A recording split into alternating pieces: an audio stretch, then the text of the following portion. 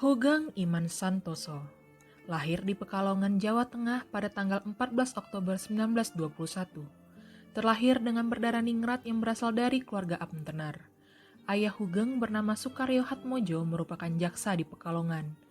Dari latar belakang keluarganya, beliau bertemu dengan Ating Natadikusuma, kepala Jawatan Keresidenan Pekalongan yang menjadi inspirasinya untuk menjadi seorang polisi. Setelah lulus dari Marshall General School di Military Police School, beliau awalnya merasa kecewa ketika mengetahui bahwa output dari kursus tersebut bukan untuk perwira tinggi, tetapi 2 pangkat lebih rendah.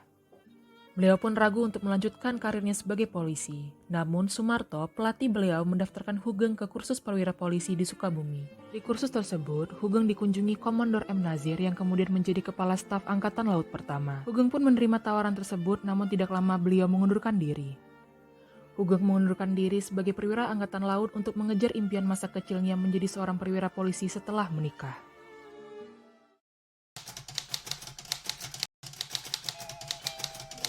Kebijakan Jenderal Hugeng di Polri yaitu mewajibkan pemakaian helm bagi pengguna sepeda motor.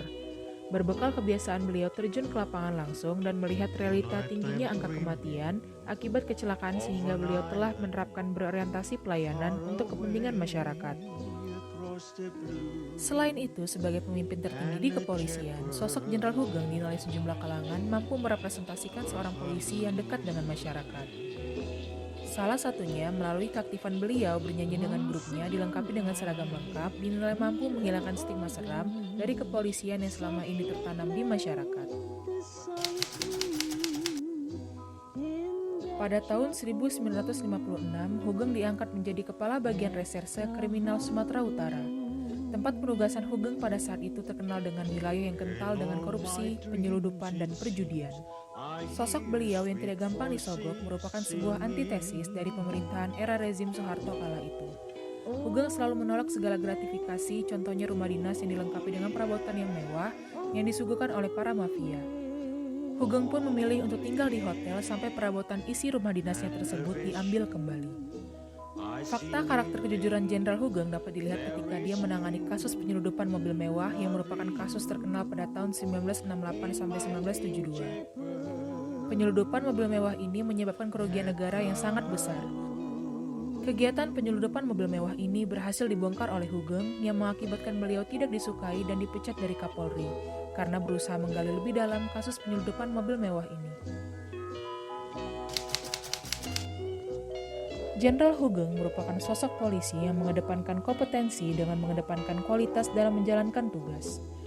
Hal tersebut selaras dengan tanda jasa yang diterimanya, diantaranya Bintang Mahaputra Utama, Bintang Dharma, Satya Lancana Kesatria Tamtama, dan masih banyak lagi. Selain itu, beliau juga meningkatkan kompetensi diri dengan mengikuti Akademi Polisi Magelang, Marshall General School di Military Police School, dan pendidikan Brimob serta berkuliah di RHS Perguruan Tinggi Hukum. Jenderal Hugeng selalu menciptakan lingkungan kerja yang harmonis dengan menegakkan kejujuran dan integritas. Salah satunya dengan membersihkan bawahannya yang melakukan praktik kotor seperti korupsi.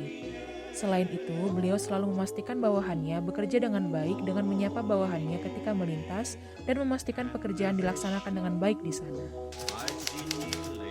Berprinsip anti korupsi merupakan bukti nyata bahwa Hugeng turut mewujudkan masyarakat yang adil dan makmur sesuai dengan Pancasila dan UUD 1945.